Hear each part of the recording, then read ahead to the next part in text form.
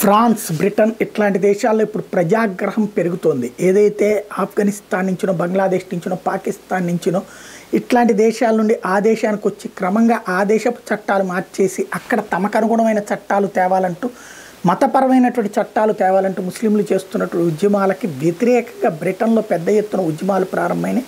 ఏదైతే ఇప్పుడు హలాల్ సర్టిఫికేషన్, హలాల్ అనేది వాళ్ళ మతానికి సంబంధించినటువంటి ప్రసాదం కిందన భావిస్తారు. అది అందరూ అదే రకమైనటువంటి ఆహారం అమ్మాలి, అట్లాగా అమ్మితేనే ఊరుకుంటాం అనేటటువంటి ఉద్యమాలు చేసినటువంటి వాళ్ళు దానికి తిరుగుబాటు చేస్తూ బ్రిటన్లో పౌరులు ఉద్యమించారు. అసలు ఇలాగా ఒక మతం ఇంకొక మతం మీద రుద్దబడటం ఏంటి, ఒకళ్ళ ఆహారం మీద ఇంకొకళ్ళ ఆహార పెత్తనం ఏంటి అన్నటువంటి ధోరణితో ఉద్యమం చేశారు. British patriots in defence of child victims of Muslim immigrants.